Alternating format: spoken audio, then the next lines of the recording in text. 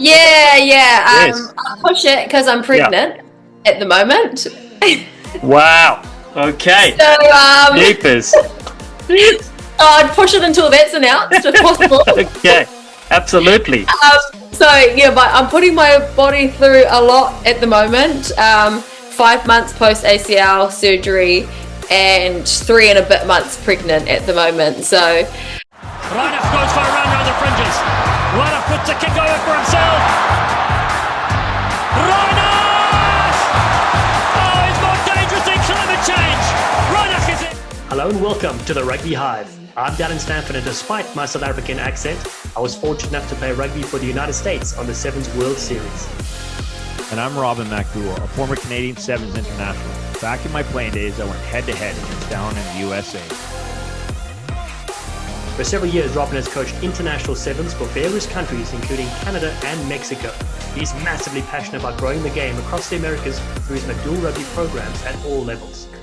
I've been fortunate to be a World Rugby commentator for the past decade, getting the opportunity to be a lead broadcaster at the recent 2023 Rugby World Cup in France, the 2019 Rugby World Cup in Japan, and the amazing Sevens World Series. I've also teamed up with USA Sevens legend Perry Baker, growing the global game through Flag Rugby X. It's a non-contact game that helps rugby teams fundraise, grow their playing numbers, and reconnect with alumni. More than a decade later, we are teaming up to bring you insights from legendary players and coaches from around the world. This is the Rugby Hive podcast. Dupont on the outside, back inside is Jalibert. Here come the French, linking beautifully. That's champagne rugby, and I can say that because it's from France. Hello and welcome to the final episode of Season 3 of the Rugby Hive. What a brilliant journey we've had over the last 5 years. And yes, I wanted to look back and calculate from episode 1, which happened in July 2020 with the Springbok legend Brian Abana, the man that raced a cheetah in the wild. How have we been doing? Well, we've interviewed 42 international rugby players and coaches from around the globe across 3 seasons of sheer sleek sensations. Robin, we've spoken to so many Olympians, so many legends, so many wonderful people. What stands out to you over the past 5 years outside of your grey hair? Oh, doozy. So, I have less hair now, but I'm still as fast. I think our audience is all probably pretty surprised that we were able to talk for 42 episodes, a couple of introverts, but, obviously everybody has a story. We're here to share it. The Hive slogan that we've come to learn. It's been super special, and just, the feedback from some of our audiences, mainly my mom and a couple of our friends and our wives that are stuck listening to us. No, it's just been super special, as both of us are so crazy for the sport in this life, for you, obviously on the mic, and for me on the field as a coach, trying to find that talent and develop it and just share everybody's stories, because everybody sees the end result, sees these legends carving it up, lifting trophies and representing their countries or their pro teams around the world. But the truth is they all started and they all had setbacks, and then they've all surrounded themselves with good people, and then they've been successful. And just, some of those relationships, off the field on the field have turned into relationships on the field. And then for you and me specifically, growing together during the pandemic, it started during the pandemic remotely, and then you and I have been all over the world with the PR7s, all over the world with the World Series, and just so many different layers. Obviously, you've been up here, I've been down there, and it's been a beautiful ride. And listen, I think it's going to be so great because we get to cap it off with Ireland playing New Zealand at Soldier Field in Chicago. It's going to be sold out, another 65,000 fans. My Mrs. Verity's coming along. Your Mrs. Sam's coming along. We're all going to be together there, sitting in seats next to each other, sinking a few cold frothy jars. A Rugby Hive reunion to remember. Oh, I can't wait. Verity and Sam just throwing us under the bus for they deserve a trip to Chicago. They do. All expenses paid by the husbands. Now, listen, let's talk about what we've been up to since we spoke to the previous flying silver medal sensation, Olympic star Chrissy Schofield. I'll go first because I do love talking. It's been a cracker of the start to the year. We had Major League Rugby Season 8 kickoff. I've been sidelined in San Diego. They've moved back to Torero Stadium. It's such a vibe there, let me tell you. 6,000 loud fans. It's like you're inside a cauldron. Beautiful to work for the Legion. Then I'll be covering 4 of their home games this year, as well as this last game, their opening game, the ESPN game of the week, which was brilliant. Then I've been flown to Austin, Texas, which is awesome, by MLR, to commentate quite a few games this year in their studios on ESPN. We've had some coat hangers already, including Miami. 2 thrilling finishes in that game. Robin, you would have pulled your hair out. Minute 81, and the scrum off, all he has to do for Miami is walk the ball out or kick it out or turn around and go backwards. But he box kicks, and then all of a sudden it gets turned over, and DC have possession, and they're 15 against 13 at that point in the game. And then they fly off cross kicks, which is madness. It bounces between 2 people. They pick it up and score. It's pandemonium. Sounds like a sevens game. Exactly. Absolute carnage. And then, Rob's, which is really cool, I'm excited for this opportunity. I get to commentate my 100th Major League Rugby game on March 8th. It's Seattle against New England, which is very cool. So I started commentating for MLR in 2018. And of course, it's tricky because, you can't always get to the game. Sometimes the studio has been full as well. So it's been really cool to be involved with them across the years. Then this year it continues, my friend. We've got Rugby 10s Invitationals happening in Southern California. And then Verity and I get to spend a month in Europe. We get to cruise around, sink a few cold jars as I commentate the Egg Chaser 7s on May 17th and 18th in Isha. The Algarve 7s in Portugal, one of our favorites, on June 7 and 8 with my good friend Tom Mitchell. And then we closed off the Egg Chaser North 7s event on June 14 and 15. Return to the US, MLR Prels, more 10s, Rugby Town 7s, a couple of cold jars with you in Chicago. And then what I'm most excited about is I've been working on something in partnership with the Rugby 10s. It's the launch of an online rugby broadcasting commentary program. So we kick that off in March. It's the course aimed at helping the next generation of rugby commentators, especially here in North America. Well, I'm your first student. You've helped me. You've helped me so far. So I need to go to class. But before I debuted a couple of years ago, you gave me a preparation, and I went and met all the players before our national women's 15s championship. You gave me do all your homework, and then you're that much more prepared, obviously. And then what was really cool when I, thanks to your feedback, is I had so many parents reach out oh, you actually told the story, where they're from, little back end, drop some names of some family members, make it personal. Because, to an audience, everybody's looking at the whole picture of the teams, but to all those families back home, there's a whole support system there. And, you're definitely one of I'm biased, but it's part of the reason why I wanted to work with you is you're one of the biggest personalities in the world. But you're actually so professional. You do so much homework, whether it's the PR7s or working with Fiji. You wanted me to connect you with the different guys so you get that proper pronunciation, so their name and those young men and women are respected and honored on the mic. Awesome, my friend. Can't wait to have you in the class carving it up. We get to team up again on that adventure. And then yourself, my friend, you've been very busy as well. I know you had the Vancouver 7s, plus you got so much happening with your academy. Yeah, so after the last interview with Chrissy Scurfield, we had the Global U7s in Auckland, New Zealand, where we actually who are featuring on this podcast, the Kakas join us. We had Yvonne Rousseau from South Africa, Alejandro Chavez from Mexico, Colton Carriaga from the U.S., the Harvard coach, and one of my best buddies down south. And obviously they were dealt with too many maple cookies and too many Canadians down in New Zealand. So that was a wonderful experience. It just my worlds are colliding with the kids that I'm growing here and developing in Canada, getting to meet some of the best people in the world. And so that's been really special. And then back to work in January, I started a Small Towns Big Dreams tour across Canada. I go to the coldest, smallest towns and find the next Scurfield, find the next Carissa Orston, find the next, Thomas Isherwood, right? And we have, I think, over 50 staff now across Canada, volunteer and paid, working together to grow the game and unearth these talents. And so my staff is operating our 5 academies now, while I still get to be me, which is, with a suitcase, driving and flying all over cold Canada to help these kids realize their dreams. So that's been a fun kind of off-season piece. And you talked about the San Diego Legion. I actually have one of my Canadian stars, Luke Press. So this young kid, I probably spoke about him in the past, but he started with us in grade 9. Was kind of a kid, that multi-sport athlete.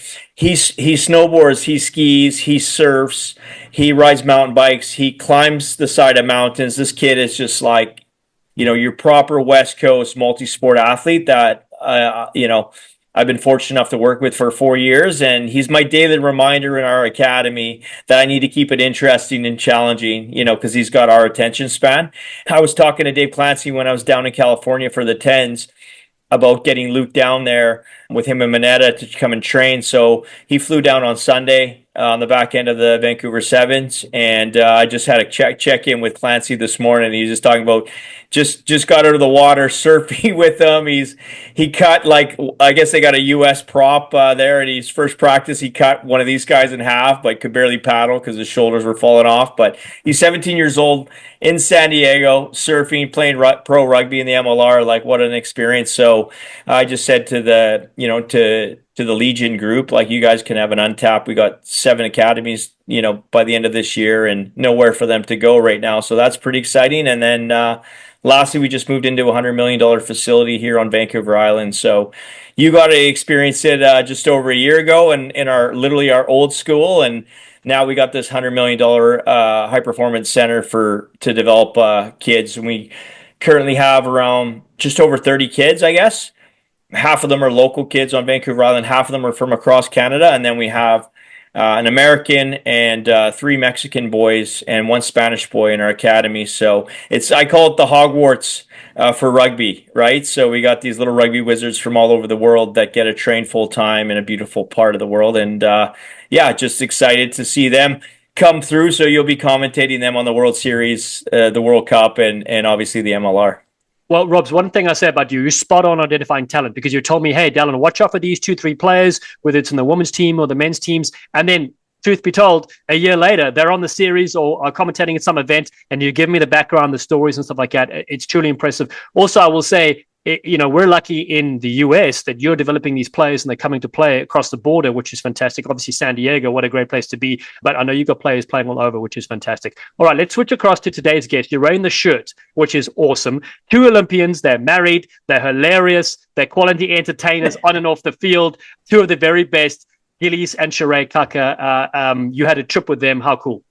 Yeah, I mean, they're, Gillies, one of the best sevens players of all time, went to 2016 Rio Olympics, and his wife Shiray Kaka, she was at the Rio Olympics, just missed out, won a gold in Tokyo, and is currently returning to play coach with us. They're a package deal. The off-field banter, the on-field banter, they're just so great. Shiray right away is just sitting on the floor with the girls, connecting with them. No ego. And it's so important for these North American kids to, hang out with the best players in the world and get that true Kiwi and world-class rugby culture and experience. Like in other sports, literally, Shiray is also obviously one of the best players of all time currently. But you imagine sitting beside your hero and they're just on your level, just in the thick of it. So that for me helps. We run development programs, and that's the standard. It's cool to be nice, it's cool to be selfless, and it's cool to be funny. So they were box office, and they just got amongst it. You imagine just getting dropped in with a bunch of crazy Canadians. Love it. And also I love how they said how enthusiastic your players were, asking us so many questions, because they have a thirst for knowledge. And whereas I think some of the other kids from other countries are a bit shy maybe to ask for clarifying questions, but they just wanted to use the resources at their disposal, which is so great. And also, hold on, big news that they're dropping as a family. Yeah, so Dallen asked a question, just heard, Shiray's coming back from a knee injury, return to play, and they just start looking at each other. We're like, what's happening? Like, are you going to, you be back for Hong Kong? Like, you back quicker? And they're like, we're having a baby. So they're like, when is this being announced? So obviously we're respecting the Kaka's announcement, but she's already 3 months gone, and she's not the only one in that Black Ferns team that wants to have a baby or has had a baby and wants to come back and play after that. Can you imagine I already told them I've already signed them. It's like Andre Agassi and Steffi Graf. Like, we'll give MacDowell Rugby full and Rugby Hive's full sponsorship for their children. So genetics.com. Exactly. We didn't expect to be interviewing 3 Kakas during this pod, so there we go. All right. Okay. I want to touch on a few other little things, rugby sensations, a few other items. If you have a sevens team and you want to go to the Algarve Sevens in Portugal for that festival, whether it's a social team or elite, the men's and women's category, there's still a couple of spots available. That's on June 7th or 8th for the biggest party in the world, algarve7s.com. And then if you enjoy sinking a few drinks with your friend, the Golden Nectar is produced by Avant Brandy, co-founded by 15 international rugby players. I happen to be on that list as well. It's voted best brandy in South Africa, available in South Africa, the UK, coming to North America soon. AvantBrandy.com to enjoy your bottle. And then on the Flag X front, we've had a great partnership with the National Collegiate Rugby Organization, over 650 women's and men's college teams. One of them is going to win Perry Baker to come to their school for a 7th session in the next couple of months. So rugby clubs, reach out to me if you want to get involved, if you want to fundraise, increase playing numbers anywhere in the world. TagXinternational.com for more information. Robs, how cool. One of the teams get Perry Baker to come to a session anywhere in the country. Well, he's got to come up here. I got one more race left in me.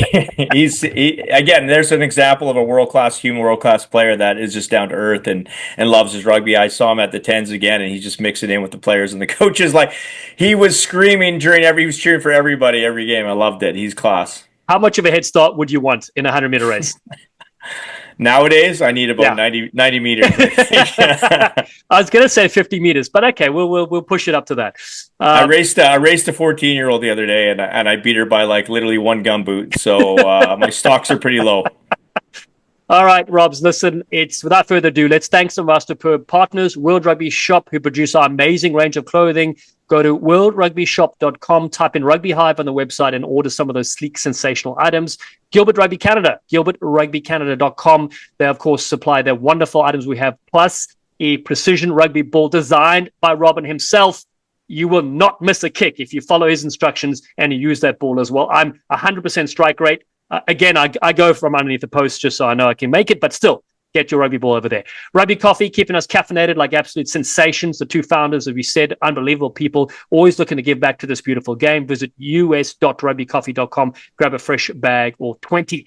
Bruce Biltong, delicious, sensational snack here in North America. Here in America, where I eat that, brucebiltong.com. And then in Canada, Robin, of course, Canada Biltong supplying you, keeping you stocked, canadabiltong.com. I missed out on getting my free massive box of Biltong and Drovors because I wasn't at the Vancouver Sevens. But anyway, I'll get it next time.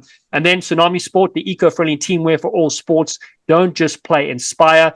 Tsunami make eco-friendly range of merch. Go visit them if you want to get some individual stock like I'm wearing right now. Tsunami-sport.com and Legacy Eco Sportwear as well if you want to get some team wear. And then don't forget, we're open for business. If you want to get your brand advertised, you would like to send us some of your items to try out, we'll get you on the social channels, so message Robin or myself. All right, time to get to gold medalist Shiray Kaka and her All Black Sevens husband, who she makes fun of, Gillies Kaka. Keep connecting us on the socials, at Rugby Hive on X, Facebook, and YouTube, at My Rugby Hive on Instagram, and our website, rugbyhive.com. Please be safe out there. We appreciate all the support. Time now for Season 3, Episode 36. What's that? It's just that it's recording. Oh. With the spies on me. Oh my gosh. Here we go.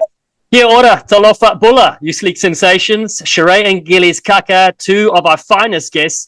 I'm not sure what favors Robin pulled in to get you on here for a little bit, but Shiray, listen, I went to your website just to check up to see what you've been up to. I love what you write there. You said things that are your hobbies: rugby, passionate about animals, taking care of Maori and Pacifica kids, being authentically yourself, and my favorite, mocking your husband.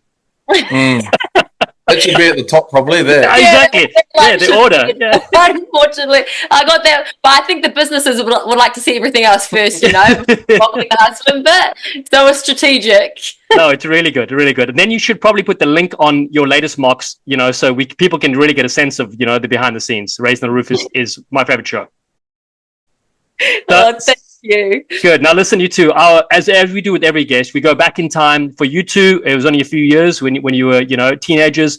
For Robin, it's probably about 70 years. He's one of the old crocs on the show. He's only mid-30s, Growing up, what was your family like? And, where did you grow up as well? Let us know. Shiray, you go first. Okay, I'll go first. I was going to make him go, actually, can you close the door because I can hear the washing machine? Sorry, just put the washing on and I can hear it going crazy. Thank you. While he's going and doing that. Upbringing. Oh, gosh. I have 10 brothers and sisters. I've got a lot of family. My dad liked to get around. Love you, Dad, but you know you did. So he's got 3 baby mamas. One was my mum. He had 4 kids to her. And then I can't even keep up with how many half brothers and step brothers and sisters I have, but I love them nonetheless. We're all a big family. So big family, grew up playing sport, mainly touching netball.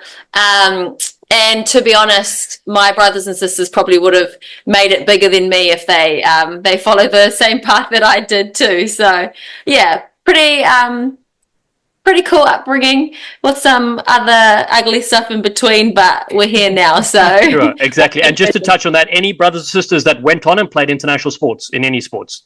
No, my brother went to Australia to try and crack league, but he was only 15 or 16 at the time, so it was a little bit too hard for him. My sisters were amazing at netball too, so they definitely could have been them. They could have gone bigger, but decided to leave it on me. Exactly. And what region did you grow up in? What area? Waikato in Hamilton. Oh, beautiful. Awesome. Yeah, not beautiful, but it'll do.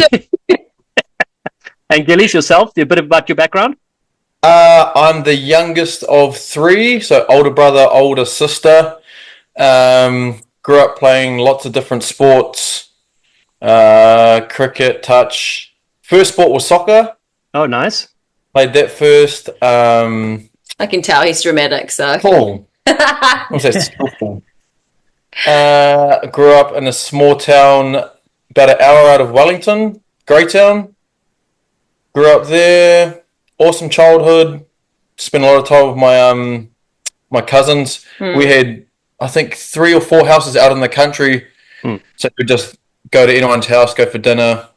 Our other neighbours, they had a tennis court, so we used to practice rugby there a lot, and was good character building. I love it. And then your brothers, were they pretty sporty like yourself? My brother was good at tennis. He didn't play rugby until I think his last year of college, but he was good, real skillful, but it just really wasn't for him. He went down the musical route, and he's a musician in Australia. Oh, wow. Yeah. My sister, she was real good at sport. She was probably 10 years too early. She used to smash me at rugby when we were younger. We were on the same team, so... Oh, that's awesome. I love it. Oh, it's great. Great when the siblings have good rivalry. Robin, the same thing. He was rounded by sisters like a parked car. To be fair, that's a true story. My sister is way better athlete than me, similar to Shiray. So, but she inspired me. So before I actually get into the question, I'm just like staring at this George Strait. So those people that are going to view this on the video, really Gillies, in New Zealand, we got to work together. It was like cowboy at heart. I gave him one of my rodeo hats. And song. Rugby. Troubadour, probably. Okay. Favorite song? Oh, there's so many. There's so many. Throw it away, I think. Throw it away. That's also Does good. it give it away? Yeah. Give it away, yeah. Yeah. Now, when did you become a cowboy? And tell me about your Western lifestyle. I actually remember it was when I was playing for Hawke's Bay, and me and one of my good friends, Isaac, he was a big hunter. And it was for some reason we just got into Josh Turner. And we started listening to some of his music, and that probably would have been 2014 or something like that. And then we just got big into country music, and then it's just become a lifestyle. Ron, sure. No, it hasn't. It's not.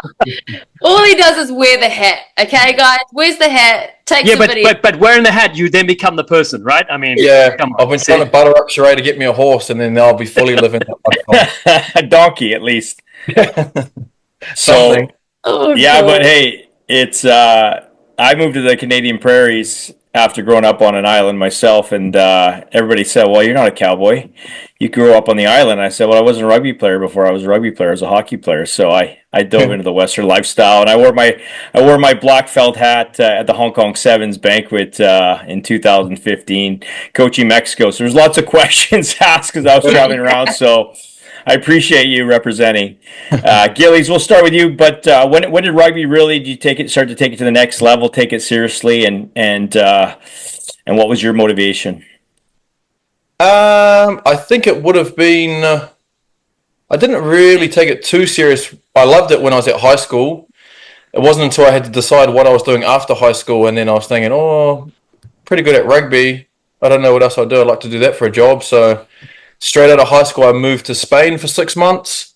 One of my best mates, his dad was coaching over there, so I managed to get over there, and we ended up coming back because payments weren't right. So I ended up coming back, living with my parents, and then got into the Hawke's Bay Academy. And then from there, it was pretty much just all rugby. I don't want to get a real job. All my mates had gone into real jobs after high school, and they said, don't come and do this lifestyle. So, and now we regret it because now we're like, okay, we have no job now. Should have gone and done that. Yeah. But there was a turning point for you though, because when you chose sevens, that kind of your chances of making the All Blacks or the Māori All Blacks, was it? Oh yeah. Once I'd started playing sevens, it became. I think they always used to have a real big national comp here in New Zealand.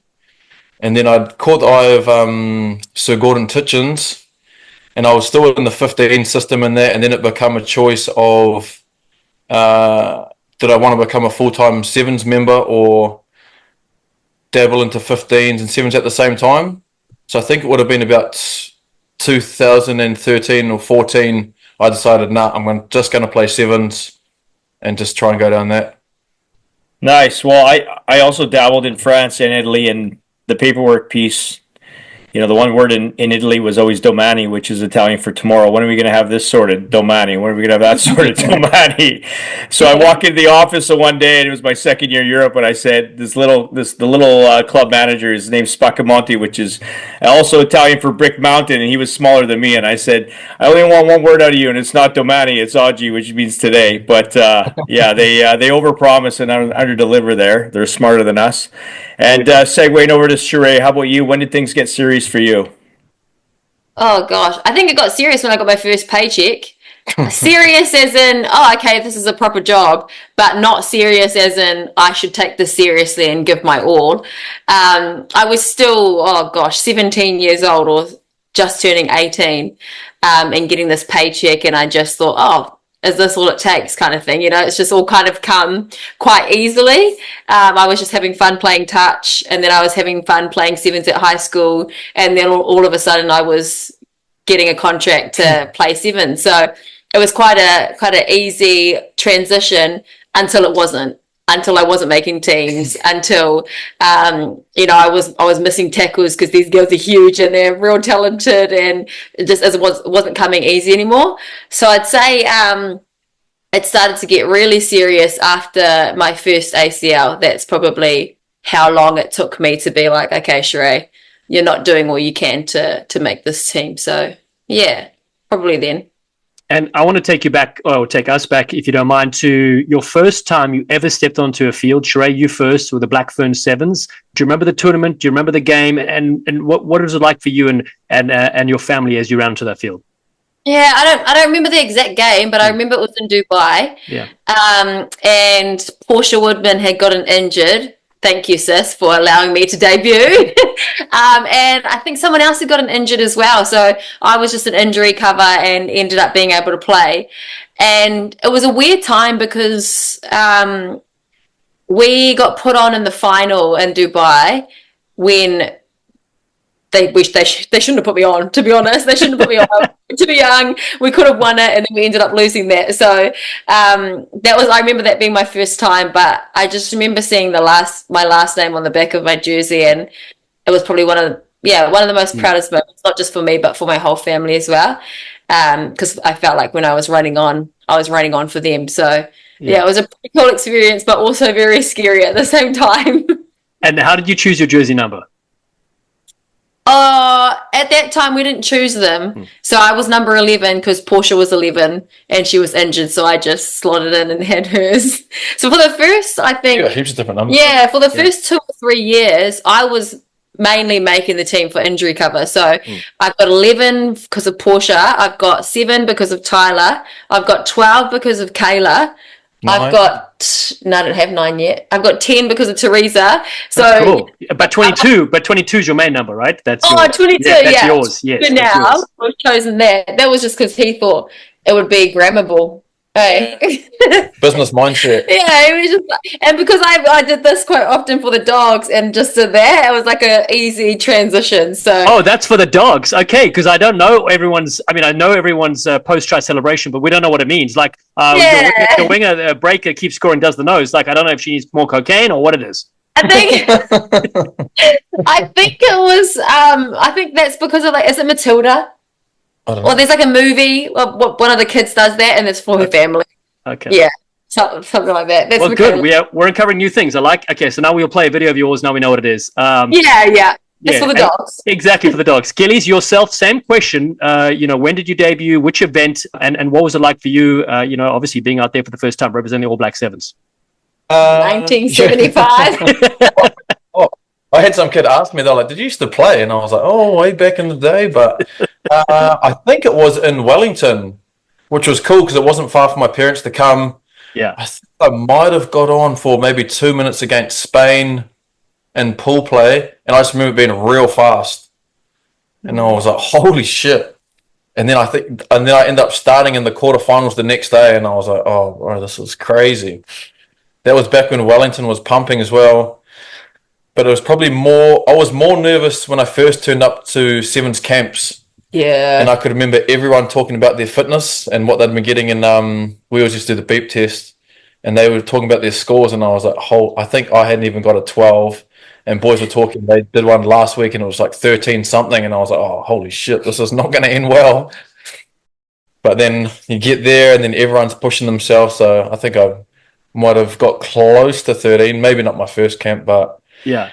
I just remember being real nervous turning up and having to do Titchen's.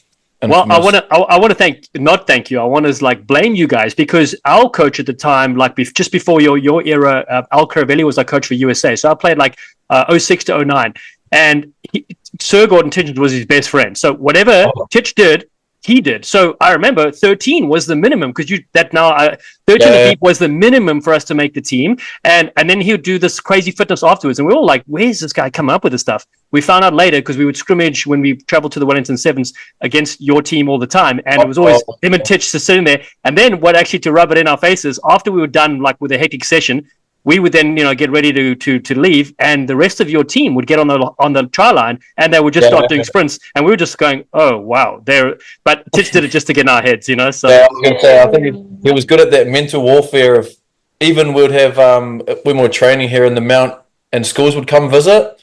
He just loved to thrash us in front of them, just to prove a point, or just to make sure that everything looked tough as people would. Yeah, I love that. I remember playing against you guys, before your time as well, because I'm 70 apparently, same age as Dallen. But we played in South Africa and George there, and we played New Zealand, which was nice because they always got the better training fields. Because Titch would always make sure the All Blacks had the best fields, because we'd just be, all week we were training on a dust field, and my feet were bleeding because I only had metal studs. And then we got to go train against New Zealand. We're like, oh wow, they've got grass here. This is nice. But anyway, yeah, same thing. Our subs are sitting on the bench, and their subs are just getting pounded in the end zone. But yeah, fitness test wise, we followed New Zealand as well because that was the standard, of course. So thank you as well this side. Okay, switching gears to some special moments. Gillies, over to you first this time. You debuted at the first ever Olympics 2016 in Rio there. What was that experience like? How was your selection process? Were you for sure in? And what was it like representing the All Blacks in Rio? Oh, wow. The hard thing with Titch was you might think you're in, but you're never safe. So I thought I was going to make it, but until he calls you and gives you the okay, it's that I think he still called, and I was going, oh shit, is he going to say yes or no? And then once he said yes, it's like a big weight, big weight off the shoulders. So that was cool. Growing up, I didn't even think going to the Olympics was a possibility. So it kind of just felt like another tournament until you're not in the team again. Then you look back and you go, oh shit, the Olympics is a big thing, big global. Global. Sorry, I've been fatigued from working straight. No, that was real cool. It was a little bit different because Shiray was there as a travelling reserve. And so I was mixing my time between going to training and then making sure she was okay. And I ruined his experience pretty much is what he's trying to say. I'm trying to tiptoe around the he point, wants but to tonight, so he's trying to be as kind as he can. yeah. So Now, how long before that had you guys met and dating and all that stuff? it might have been about. We would have been living together by then, eh? 2 years? 2 years, maybe. Yeah, I think we were already living together, so Yeah. we were pretty deep into it already. Yeah. The first year we won't count. There was a lot of ups and downs happening in that, so I'd say maybe Finding true love, actually. yeah. A year and a half, I'd say, yeah. So yeah, it was interesting times at Rio. Yeah. The next thing for me, go ahead. The 13th, 14th player, the travelling reserves for the Olympics, we stayed in a different accommodation outside of the village. And so any free time he had, he would come outside of the village, not enjoying his time with the players, with just the free McDonald's, the free dentist and all of that sort of stuff. Or he would, but it would be halftime doing that and then halftime looking after me as well. One of my biggest regrets, I won't lie, but that's just the Price you pay for love, isn't it? So, Yeah, exactly. But hang on, did you say free? Did you say free dentists? yeah. You can What? dentist for free. What else is yeah, there? heaps of stuff. There's always Haircut. too many lines, eh? Yeah, like heaps of free McDonald's. There was anything. no chance we get caught in that McDonald's line with tits No. around. No chance. Yeah, it was all pretty hectic. I remember KT was on here. He was one of our first guests, and he was talking about when he was in the team, and Titch went VIP through security at an airport. All the boys just they held back at the McDonald's, and then he circled back through customs and found the boys. Oh. That's like you were hiding bacon, eh? Because you weren't allowed bacon for breakfast. I had pork belly on my plate one time. And then I went to go walk in the elevator, and then the doors opened, and he was standing there. You know what? He's so good. I love He had that special knack of just turning up at the right time. Well, wrong time for us, but right time for him. Yeah. I think I have to harness my inner Titch at times because I'm just old man now, so I'm always bad cop with everything. I'm tough on you guys because I want you to realize your dreams. I want you to be successful, but somebody has to play bad cop. Yeah. Yeah. So let's. You shared a bit about your Rio experience, Shiray, in the slums of Rio. Let's talk about Tokyo. What was the COVID Olympics like? And obviously winning the Black Ferns winning their first gold medal. Yeah, it was pretty cool. It was hard because he lived in Tokyo at the time. And so there was a big plan to have all of my family over and for them to stay with Gillies and it just be a cool experience for everyone. So the disappointment of that was really hard. But also when it was extended for a year, that was quite hard as well because a lot was changing, chopping and changing. It was great for me because I don't think I would have made it a year before. So to get an extra year to train and everything, it was great for me. But not having a crowd and stuff didn't really faze me too much. It was more so just not being able to experience Japan and have my family there and stuff. That was mainly the hard thing. And same again, with all the free stuff, all the yum food. It was just, and my roomie was Ruby. You guys have met Ruby as well. Yeah. So the whole experience was just, it was so much fun with her. Pranking each other, just singing, dancing, doing stupid stuff. So that whole experience I really loved, and I'm grateful to have spent that time with her too, now that we don't see each other too often. And then winning gold. Not many can say they're Olympic gold medalists, so that was pretty cool. But there was a moment I called him after too. I didn't get on in the final of the Olympics.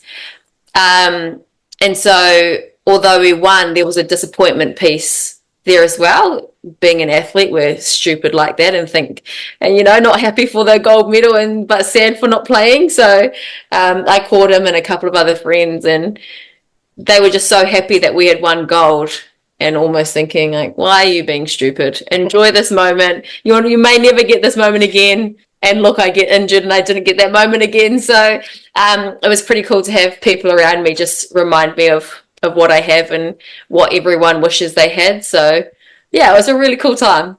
Yeah, I mean, let's be fair. You've played in Sevens World Cups. You guys played on the series as well, and you have probably a lot of medals in your household as we speak. But to win a gold medal at the Olympic Games, I mean, truly remarkable. In fact, Gillies, that you got to go as well. I know Shiray always tries to one up you, so getting that gold medal was pretty bloody lacquer. Now I want to switch across, okay? Because obviously, Shiray, you still got a lot left in your tank, but I believe you made your coaching debut at the 2024 Global Youth Sevens. What was that experience like? That wasn't my debut, actually. Yeah. Okay, no, sorry, it was That's mine. right, that was yours. That's right, Shiray. Oh my God, okay, so I have never seen myself as a coach. I think I'd be something more like like a cultural lead, or just making sure that everyone's having a good time, that everyone's connecting to the vision the same way, and all that sort of stuff. So having that experience and helping decide who plays and all that stuff, it was quite nerve-wracking for me. Not what I expected to be doing as well, which is really cool. But I was just lucky that the other coach, he was so calm. He knew the girls really well, and it just ended up being such a fun time. Also helped me learn a lot about myself too, and not wanting to let people down. So yeah, learning not wanting to let people down, but also what's best for the team. It's something that I've never actually experienced being a player. So yeah, it was really cool, and I don't know if I want to do it again, but She enjoyed it, she said. yeah, I loved it. And Just Robin, from- how did she do? And well, she was brilliant, of course. Like I had a Venezuelan girl that coached with us a few years ago. She's like, I've never coached, and I had like a lot of experienced coaches. We were at LA tournament, and Karen DeFrites, and she took over. She was like so nervous, like Shiray. But the second she got on the field, and the second they got into actually playing rugby, she was my best coach, right? So, but Shiray, through our full-time academy on Vancouver Island, we often have different national team athletes that are injured, or they're out of the team, or they don't have money, or whatever it is.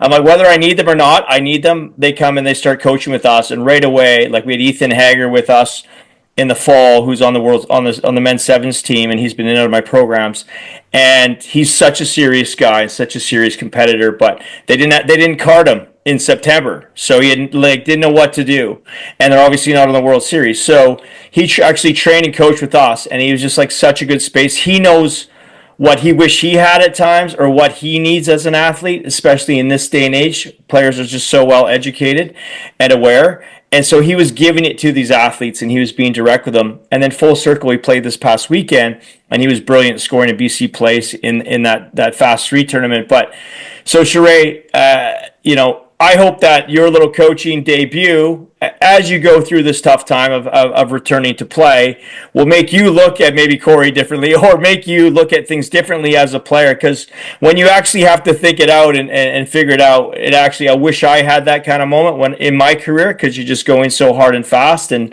the girls' highlight of the trip was you, and the boys' highlight of the trip was Gillies, of course. And Shiray, I wanted to follow up. Obviously, like in that setting, what was it like working with the MacDowell Rugby program? You were obviously now representing Canada, if you will. At your own event, you had Canadian Riders Rising Stars. The staff was from all over, right? I believe South Africa, Mexico, USA. So give us a bit on that. Oh, I think it was just cool to experience a different culture as well, and a different rugby culture at that too. And also just with the different levels of what am I trying to say? Like, they just wanted it, which is kind of different. Whereas New Zealand, we have it. right? We've got the skills, we've got natural abilities and all of that sort of stuff, but these kids wanted it and they wanted to tackle, they wanted to be better, they wanted to they just wanted to do well. And I think with the young people coming through in New Zealand, that's quite hard to find sometimes. They want it, but they just give it to them rather than the Canadians, they wanted to work. And it was quite cool to see, especially with the young girls too. Yeah, it was a really cool experience. Well, I saw a number of the girls this past weekend playing in the tournament, the outside tournament of the Vancouver Sevens, like Claire McDonald and that, and they're all talking about you, and I told them we'd be talking, so they wanted to say hi. But Gillies, you've been transitioning to coaching over the last few years. What's that been like for you, and how have you developed as a coach so far? It's been eye-opening, I would say. It's been quite a good challenge.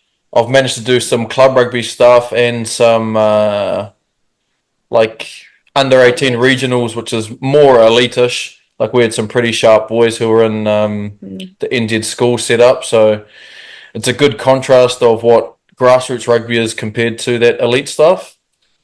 It was good doing the elite stuff. You turn up, you know how many people are going to be at training. All you have to do is concentrate on coaching and trying to get the best out of the kids. Well, at the moment doing grassroots, it's trying to get boys to turn up, trying to create culture, and how can we create those opportunities for them? Well, how do we develop all that kind of stuff? So Without funding too. Yeah, without funding. And with people loving vapes. Yeah, well, trying to change a lot of things. So, it's a lot different from just being a player where you turn up, especially in the NZ. Sorry, that's our dog. Michael. NZ rugby, what's it called? NZ rugby bubble where everything's taken care of. Don't have to worry about anything. You get the best stuff, get lots of kit. Best coaches. So it's a big eye opener and a big challenge, but one that I'm enjoying at the moment. We call that coaching. A lot of people like they finish playing and they go right into the high performance setup to a high performance setup, and my career I've always gone from I've been coaching at the high level, but at the next, like working with Fiji last year, and then the next day in my academy, and then that afternoon I'm working with kids eating their own boogers at a little elementary school, and now we're working with our high school team, and we, MacDowell Rugby has a lot of resources now and a big staff, and things are fairly organized, of course. But I coach the high school team with Chavez, and we don't have balls, and we don't have cones, and we don't have jerseys, and I'm looking at 30 kids that have never played rugby before, right? And I have to trick them into playing rugby. So like I'm the best rugby salesman there is. It's like, sell them on it, right? Sell them on the culture, and that's why we came all the way to New Zealand. So yeah, I mean those experiences coaching at that grassroots level, well, two things help you develop as a coach, and the other piece is help you appreciate when you get to coach at a higher level. So love that. Now, where would you like to see your coaching career outside of moving to Canada and taking over my business? Yeah, well, that'll be good. That'll be good fun. I think a big thing that I would like to do is just globetrotting around helping different, like as you say that, like Canada, like the rugby's not big, but there's a lot of potential. I think that's a good thing about starting from that grassroots level. There's a lot of opportunity for potential and to see the kids and see how much they improve. Even where we are at the moment, like I think our first training we had 7 people, and then last night we would have had close to 30.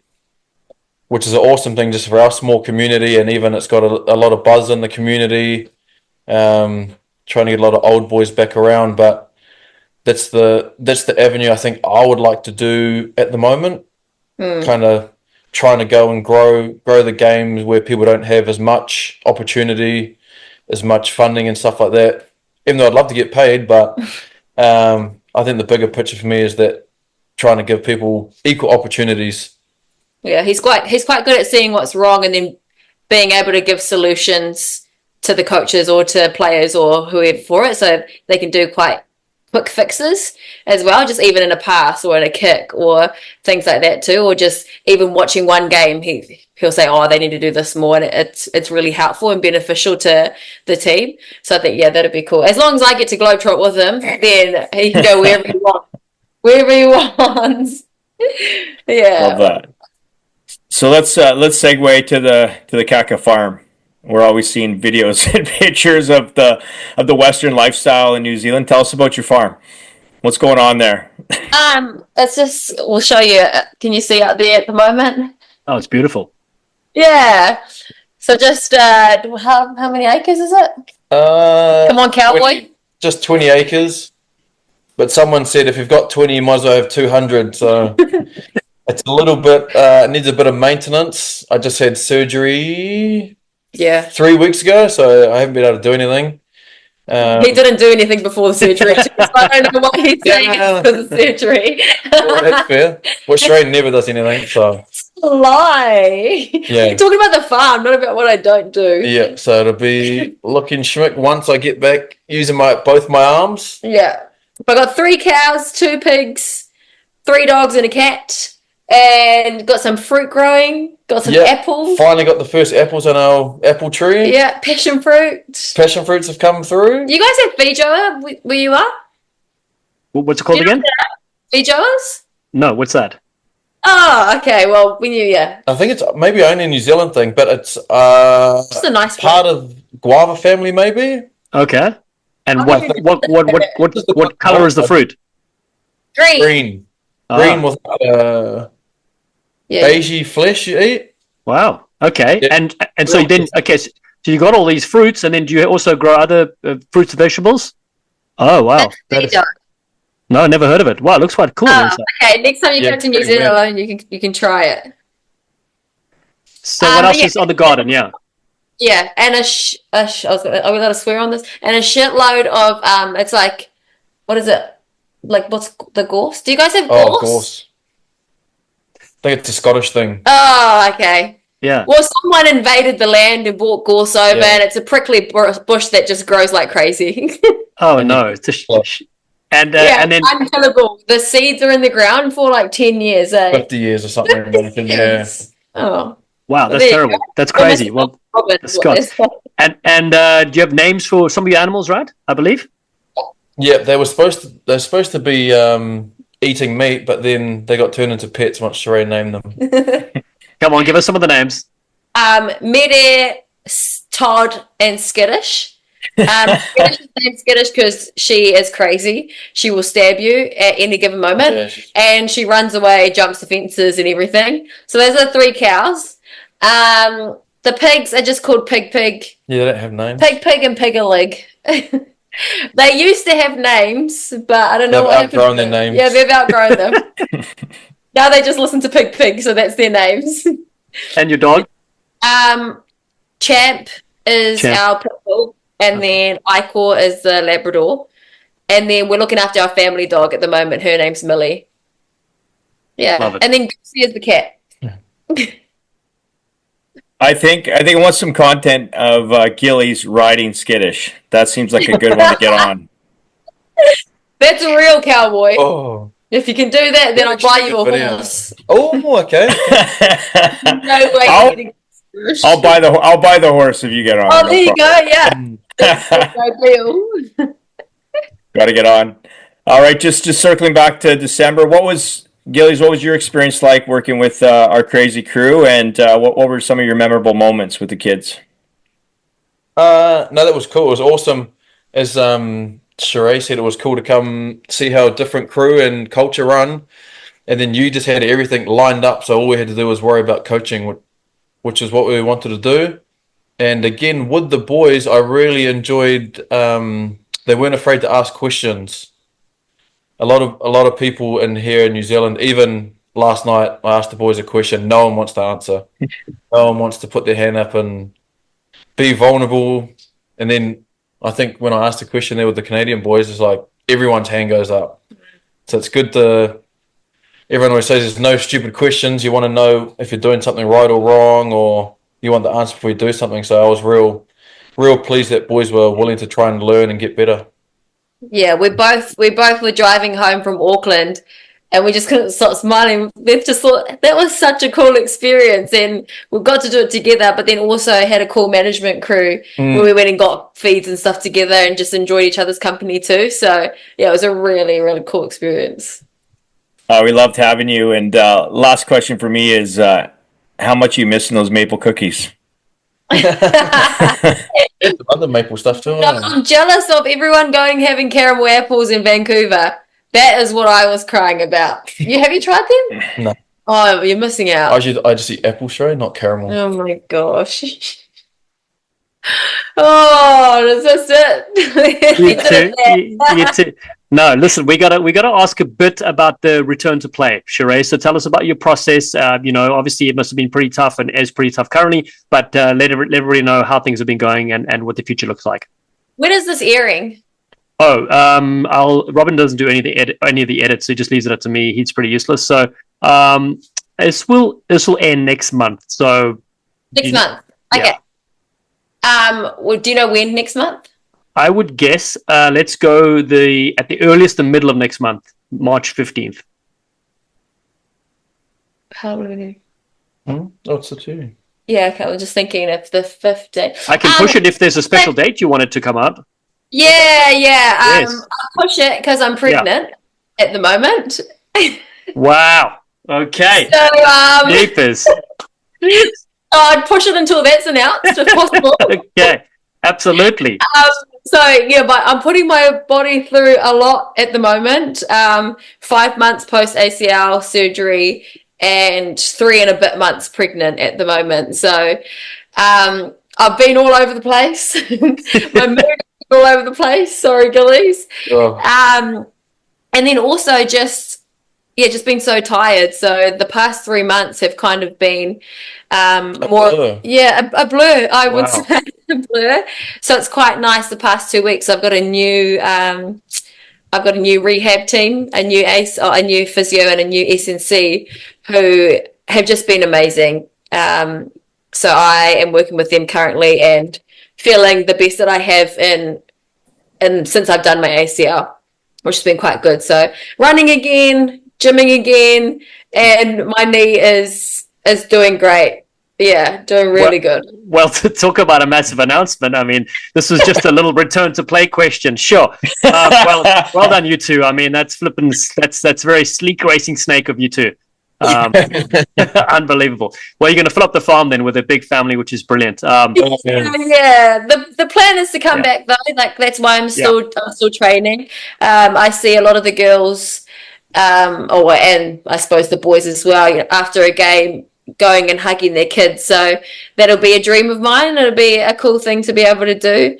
So yeah, whether it's 15s, whether it's league, whether it's 7s, I'm not sure, but the goal is to come back. Yeah. No, we need to see the celebrations come out again. Now that we know what they are, come on. It might be different now that I have babies. That's true. That's true. I just want to comment on a thing. I love when you two appeared together on Raise the Roof as well. The banter. Do you guys have? Is that a sponsored gig at the moment? It should be. I mean, that should just be. You should have your own TV show. To be honest. Yeah, we're working on it. Okay, you are. Restart it back up. We just need to get off the couch and do it. Yeah, no, so it's not fun or anything. So the hard thing is that we're having to record it and then edit it and then everything. Okay. We'll need to find you some sponsors. It'll, instead of keeping up with the Kardashians, we'll be keeping up with the Kakas, Yeah, that is the goal. We would love sponsored. We would love a TV show, but at the moment, it's nothing just yet. Yeah, fingers crossed. Yes. Well, I just got a phone call from the headmaster at Dilworth College in Auckland about maybe some reason why there was babies happening. Who knows? I don't know. No, congratulations, guys. I can't wait. And consider your child's scholarship offer already on the table. Fully contracted. By the time they're 15, MacDowell Rugby will be global. We already have an academy in New Zealand. It's fine. Yeah. Shiray will be the headmaster. So, no, that's awesome. Oh, no, there'll be a lot of stuff going down if I'm the headmaster. Why do you want kids? There's a bad cop in there. Doesn't one of your teammates, like, she has 2 kids and then made a comeback? Yeah, Dice Faleafanga. I think her kids are maybe 2 or 3 now. I think. And she's doing amazing as well. She's doing really well. And I think Kelly Brazier as well. She didn't have the kids, but her partner had kids, and she had sleepless nights and showed up to trainings and did amazingly. So it can be done. It definitely can be done. But yeah, it's the plan. Love that. Well, we'll be watching. Just one last question, Shiray. Just how has Gillies been in your corner as an athlete? You know, obviously from a serious side and a banter over your career, as his ended, and then he's been in your corner. Yeah, no, he's been amazing. I think just because he understands what it takes to be an athlete as well. He did promise me when I was going to the Olympics, he promised me that he'd cook my dinners to make sure that I was, eating healthy and stuff. That lasted, a week and a bit? I'm still doing it now. You're not. It lasted like a week and a bit, and then he just wasn't doing it anymore. But just the natural support of, I get home, I want to sit on the couch, I don't want to talk. Sweet as, that's all good. He just understands that it's not an easy task trying to become an Olympian, and the mental struggles that come with all of the ups and downs. He just understands that quite well. So, and then even when I failed and didn't make the Olympics, he was even more so in my corner. So he made that process a lot easier as well. Very lucky to have you, aren't I? Oh, turn it up. Turn it up. Actually, Gillies, the laundry's done. The laundry's done. You need to go next door. Need to be done. Yeah. Once I close this laptop, it's back to okay. Too many nice things about me. Yeah, I am. Balance out. But yeah, it's a I won't use the word power couple because I can't stand that. But just we're on the same page, on the same level, and yeah, it's a recipe for greatness. Yeah, you're a connected couple. You are individually yourselves. You have so much fun together. We can see it from far. And again, we want to thank you for your time coming on here. And listen, I expect the horse riding videos. Well, actually, firstly the cow riding videos, then the horse riding videos, and then of course getting rid of that 50-year-old invasive species as well. You're going to have to have a lot of work ahead of you, Gillies. Yeah, I've got a big chore list.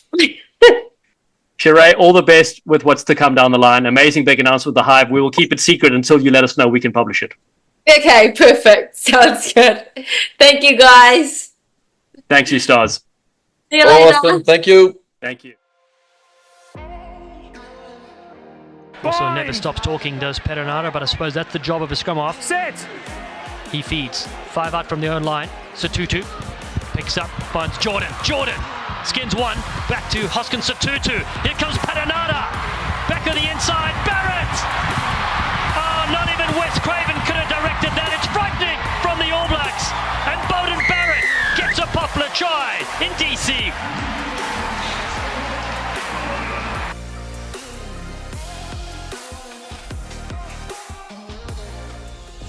Thank you for listening, you sleek sensations. If you haven't already, please subscribe to Rugby Hive Podcast and catch us on all the socials at Rugby Hive. We appreciate your support. Be safe out there, and we'll see you soon. On the left-hand side, and a